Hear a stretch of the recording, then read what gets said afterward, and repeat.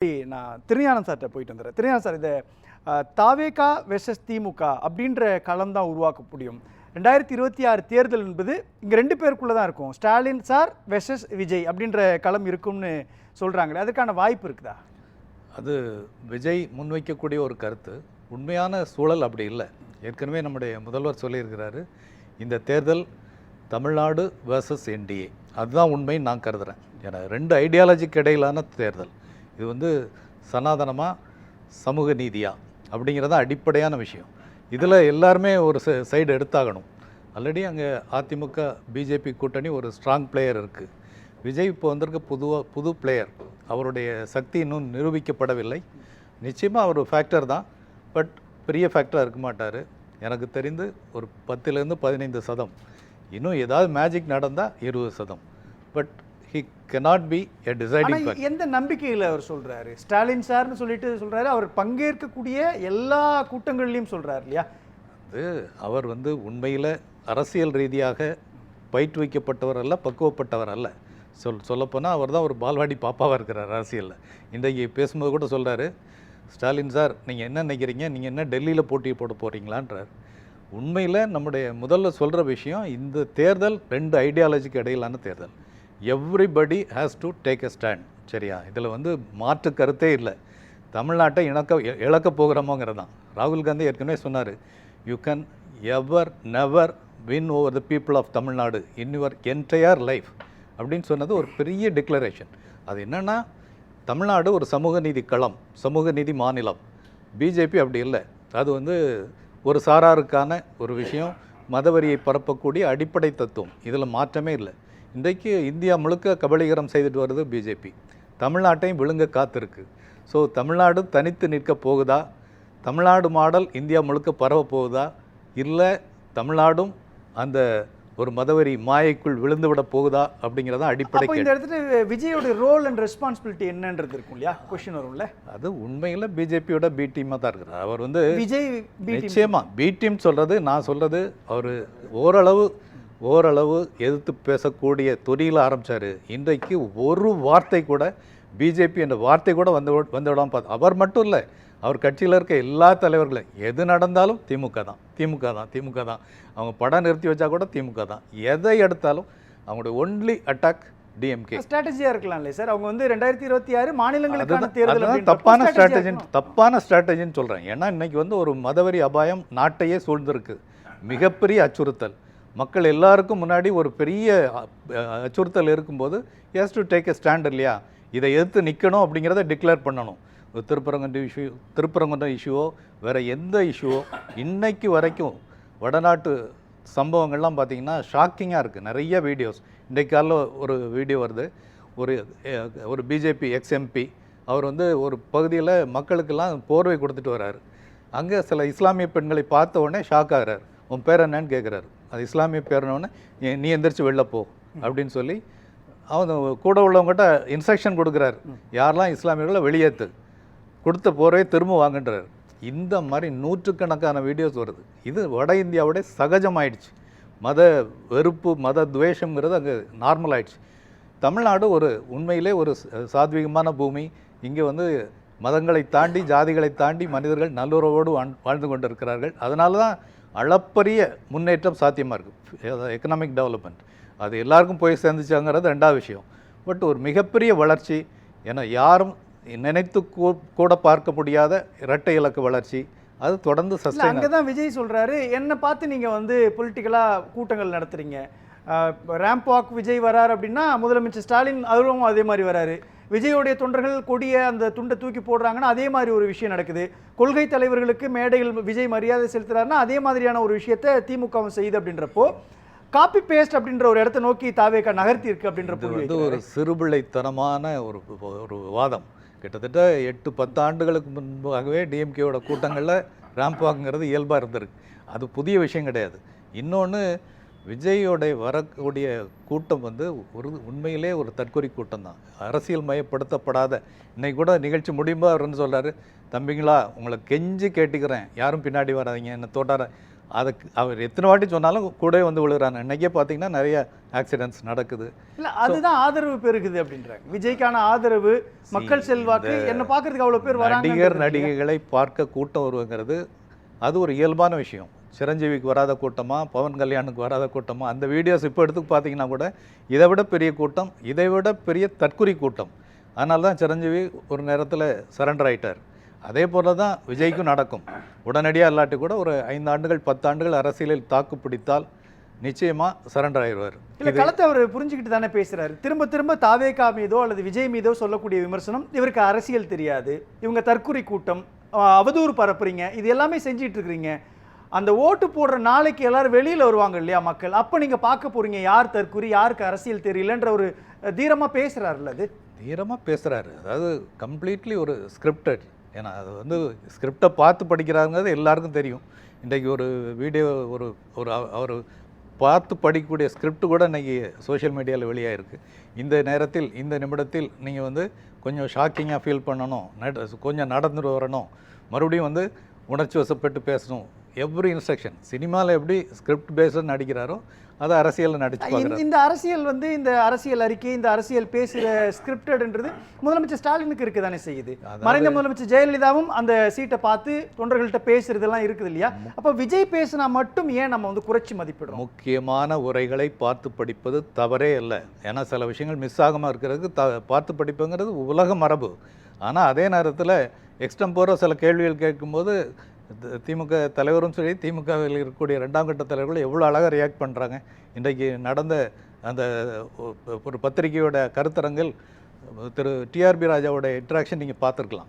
அந்த ஒருங்கிணைக்கிறவர் கேட்குறாரு, கொஞ்சம் நக்கலாக கேட்குறாரு, சார் நீங்கள் வந்து 11.19 ஆர் 11.9 சம்திங் அப்படி வளர்ச்சின்னு சொல்கிறீங்க, இதே மாதிரி வளர்ச்சி தானே மகாராஷ்டிராவில் இருக்குது, யூபியில் இருக்குது, பீகாரில் இருக்குது, உங்களுக்கு என்ன ஸ்பெஷல் அப்படிங்கிறாரு.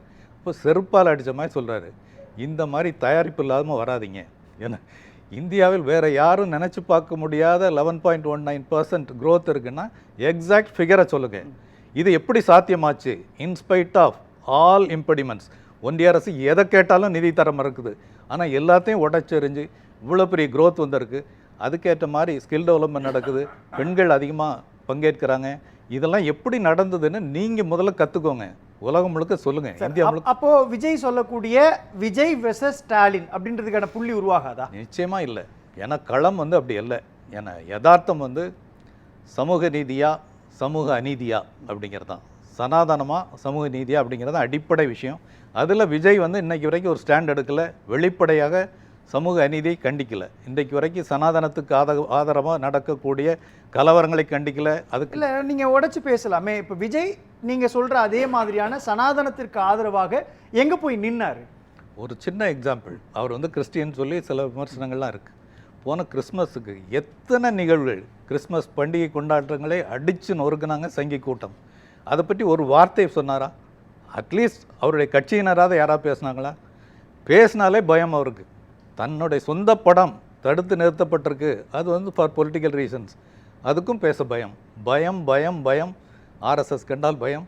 ஏன்னா இந்த ஒரு தவறான ஒரு கூட்டத்தை பார்த்து அஞ்சு நடுங்குகிறார். அதுக்கு தேர்தலுடைய வாக்குப்பதிவு விஜய் ஒரு நீங்கள் சொல்கிற மாதிரி ஒரு 10% வாக்கு எடுக்கிறாருன்னு வச்சாலும் கூட அதுவுமே திமுகவுக்கு நெருக்கடியை தானே உருவாக்கும். நிச்சயமாக அவர் வந்து ரியலாக ஒரு ஃபேக்டர். அதெல்லாம் கண்ணை மூடிட்டு நான் இது சொல்ல விரும்பலை. அவரை நம்பி ஏராளமான இளைஞர்கள் இருக்கிறாங்க.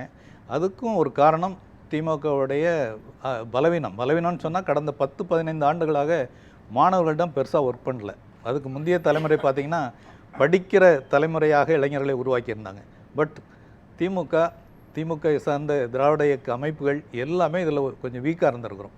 ஸோ இந்த மாணவர் அமைப்புகளில் சரியாக பணியாற்றாததால், அவர்களை அரசியல்படுத்தாததால், அறிவியல் பார்வையை தராததால் அந்த குரூப், அந்த ஜென்ரேஷன் வந்து அந்த ஜென்ஜின்னு சொல்கிறோம் இல்லையா, அவங்க வந்து கண்மூடித்தனமான பைத்தியமாக இருக்கிறாங்க. ஒரு கல்ட் உருவாக்கத்தில் பலியாக இருக்கிறாங்க. அப்போ நான் இப்படி புரிஞ்சுக்குவா, யாரெல்லாம் பிரதமர் மோடியையோ அல்லது பாஜகவையோ ஆர்எஸ்எஸ்ஸையோ சனாதனத்தையோ எதிர்க்கிறவங்க தான் 2026 கோல் வச்ச முடியும்னு சொல்கிறீங்களா? அதாவது போட்டி இந்த ரெண்டுக்கும் தான். இதில் வந்து you have to take a stand. இதில் மறைச்சிட்டு அப்படின்னு பார்த்தா 2021 அப்படிப்பட்ட ஒரு களம் இல்லையா சார்? 2021 பாஜகவும் அதிமுகவும் கூட்டணி அமைத்தார்கள். அப்பவும் கூட அவங்க 75 இடங்களை வாங்கி எதிர்க்கட்சி அந்தஸ்தோட வராங்க இல்லையா? இப்போ அந்த இடத்துல விஜய் ஒரு ஸ்பாய்லரா மாறுவார்ல, அந்த ஸ்பாய்லர்ன்றது நேரடியாகவே திமுகவினுடைய வாக்குகளை சிதைக்காதா? திமுகவின் வாக்குகளையும் சிதைக்கும், அதிமுகவின் வாக்குகளையும் சிதைக்கும், பிஜேபியின் வாக்குகளையும் சிதைக்கும், சீமானுடைய வாக்குகளையும் சிதைக்கும். அதனால் அவர் ஒரு ஸ்பாய்லர். எல்லா கட்சியிலையுமே ஒரு கணிசமான இளைஞர் கூட்டம் இருக்குது. அது வந்து ஸ்பாய்லராக தான் இருக்கும். பட் ஒட்டு மொத்தத்தில் விஜய் வந்து ஓடி ஒளிந்து கொள்பவராக, இந்த சனாதன கொள்கைகளுக்கு எதிராக களமாடாதவராக இருப்பதுங்கிறது அவருடைய மிகப்பெரிய பலவீனம். அவர் ஒரு அரசியல் பாப்பா தான் சார். அவர் யாரை எதிர்க்கணுமோ அவங்கள தானே சார் இருக்கு. மாநிலத்திற்கான தேர்தல் நடக்கிறப்போ மாநில அரசு இருக்கிறாரு. அவர் இன்னைக்கு வெளிப்படையாக பேசுறாரு. திமுகவில் இருக்கக்கூடியவர்கள் சொத்து பட்டியலை வெளியிட தயாராக இருக்கிறாங்களா? இவங்க அதிகாரத்திற்கு வருவதற்கு முன்பு அவங்கள்ட்ட எவ்வளவு சொத்து இருந்தது, அதிகாரத்துக்கு வந்ததுக்கு பிறகு எவ்வளவுக்கு ஒரு சொத்து இருக்கு அப்படின்றப்போ இப்போ அதிகார துஷ்பிரயோகம் பண்ணியிருக்கிறாங்க, தமிழ்நாட்டினுடைய வளங்கள் மீது கை வச்சிருக்கிறாங்க, சொத்து பெருக்கி இருக்கிறாங்க அப்படின்றது நேரடியான குற்றச்சாட்டு தானே. இது மக்கள்கிட்ட போய் சென்று சேரும் இல்லையா? இந்த தூய சக்தி இப்போதான் அரசியலுக்கு வந்திருக்கு. என்னுடைய ஒரே ஒரு கேள்வி, ஒரே ஒரு சவால். இவர் கடைசி படம் இருக்கு இல்லையா, ஜனநாயகனுக்கு முந்தைய படத்தில், அதில் வந்து பிளாக் டிக்கெட்டில் வந்த பணம் இவ்வளவு, இதை அறிவிப்பாரா? சொல்லுங்கள். நான் என்ன சொல்கிறேன், இந்த வெற்று சவடாலாம் தூக்கி போடுங்க. இன்னைக்கு சார் அனௌன்ஸ் பண்ண முடியும். அதுதான் அவரே ஒரு ஊழல் சக்தி தான். இதுதான் உண்மை. அதை தாண்டி நான் வைக்கிற கேள்வி, இன்றைக்கு தமிழ்நாட்டு மாணவர்களுக்கு கிட்டத்தட்ட 3500 கோடி நிறுத்தி வச்சிருக்கிறான். ஒரே காரணம், நீ வந்து இந்தி திணிப்பை ஏற்றுக்கலை. அவள் டிக்ளேர் பண்ணுறான், நீ வந்து இந்தி திணிப்பை ஏற்றுக்கிறதுனால தான் நான் பணம் தரல, நிறுத்தி வைக்கிறேன், நீ ஏற்றுக்கோ 10,000 கோடி தர்றேன் அப்படிங்கிறான். அது வேணான்னு சொல்கிறாரு நம்முடைய முதல்வர். இதில் ஒரு ஸ்டாண்ட் எடுக்கிறாரா விஜய்? இப்படிப்பட்ட ஒரு கோளை வெற்று சவடால் விடுவதன் மூலம் ஜெயித்து விட முடியாது. தாவேகாவை நீங்கள் எல்லாரும், குறிப்பாக திமுகவில் இருக்கக்கூடியவங்க பாஜகவுடைய பி டீம்னு சொல்கிறாங்க. யார் பி டீம்? திமுக தானே மறைமுகமாக கூட்டணி வச்சிருக்குது. திமுக ஒருங்கிணைக்கக்கூடிய முக்கியமான நிகழ்வுகளில் பாஜகவினுடைய அமைச்சர்கள் வந்து பங்கேற்கிறாங்க. மறைந்த முதலமைச்சர் கருணாநிதிக்கு ஒரு நாணயம் வெளியிடுறாங்கன்னா அதில் ராஜ்நாத் சிங் வராரு. கிண்டியினுடைய பன்னோக்கு மருத்துவமனையை திறக்கணும் அப்படின்னா நீங்கள் வந்து குடியரசுத் தலைவரை கொண்டு வரீங்க. முக்கியமான நிகழ்வுகளுக்கு பாஜகவை கொண்டுட்டு வரீங்க. நிதி வேணுன்றப்போ மட்டும் நீங்கள் வந்து டெல்லிக்கு போறீங்க அப்படின்னும் பொழுது மறைமுகமாக திமுக தானே கூட்டணி வச்சிருக்குன்றார். இதுவும் ஒரு வகையான எதிர்ப்பு தானே சார்? லாஜிக்காக களத்தில் ஈடுபடாது. தமிழ்நாடு தனி நாடு அல்ல, என்ன ஒரு இந்திய ஒன்றியத்தின் ஒரு அங்கம். அதனால் என்னதான் இருந்தாலும் கட்டாயம் நீங்கள் சில விஷயங்களில் நிர்வாக ரீதியாக அவங்களோட இணங்கி போய்தான் ஆகணும், வேறு வழியே இல்லை.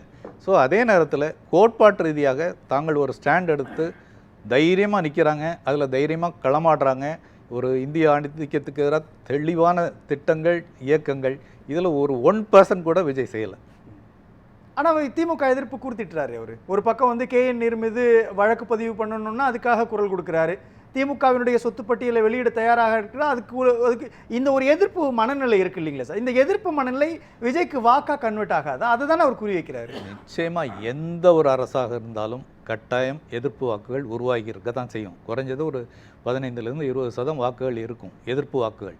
அதை பல கட்சிகளும் பிரிச்சுக்குவாங்க, விஜயும் பிரிப்பார். சரியா? விஜய் கட்டாயம் ஒரு சக்தி தான், பட் தீர்மானகரமான சக்தி அல்ல. அதே நேரத்தில் இந்த இருக்கக்கூடிய பேசிக் சேலஞ்ச் இருக்கு இல்லையா, அதில் வந்து ஒரு தெளிவான ஒரு திட்டவட்டமான களமாடல் இல்லாத ஒரு கோழை தான் விஜய். பேசலாம். திருஞானம் சார். அதான் கிட்டத்தட்ட 60% பேர் வாய்ப்பில்லைன்னு தான் சொல்லியிருக்கிறாங்க. அதான் கள யதார்த்தமும். அதாவது விஜய் என்பவர் எப்போ அரசியல் கட்சியை தொடங்கினாரோ அன்று முதல் களப்பணிகளில் இறங்கி அடிச்சிருந்தார்னா நிச்சயமாக ஒரு பெரிய ஃபோர்ஸாக வந்திருப்பார். பட் அவர் வந்து பார்ட் டைம் பாலிட்டிஷியன் தான். ஏன்னா பல மாதங்களுக்கு ஒரு முறை தலை காட்டுறவர். ஏன்னா வீட்டில் வந்து ஒரு 20 அடி கேட்டுக்கு பின்னாடி ஒளிஞ்சுக்கிறவர். என்ன விஷுவில் என்ன ஸ்டாண்ட் எடுப்பார்னே அவருக்கும் தெரியல, அவர் கூட இருக்கிறவங்களும் தெரியல. அதனாலே பயந்து இருக்கிறாங்க. அவரை நம்பி போன சில சீனியர்ஸுமே அவமானப்படுத்தப்பட்ட காட்சிகள், மேடைகளிலே விஜய் முன்பாக அவமானப்படுத்தப்பட்ட காட்சிகளை எல்லாம் பார்த்தோம். ஸோ இப்படிப்பட்ட ஒரு தலைமை பெரிய அளவில் தாக்கத்தை ஏற்படுத்த முடியாது. அவருடைய ஒரே ப்ளஸ் பாயிண்ட் ஜென்சி ஜென்ரேஷன் சொல்கிறார் இல்லையா, அந்த அரசியல் மயப்படுத்தப்படாத இளைஞர் கூட்டம். அவங்க வந்து ஒரு கல்ட் வர்ஷிப்பில் இருக்கிறாங்க, ஒரு கடவுள் மாதிரி நினைக்கிறாங்க. அது வந்து ஒரு பைத்தியக்காரத்தனம். அந்த ஒரு பைத்தியக்காரத்தனமான கூட்டத்தை வளர்த்து வைத்திருக்கிறார் என்பதுதான் அவருடைய ஒரே சாதனை. நன்றி சார்.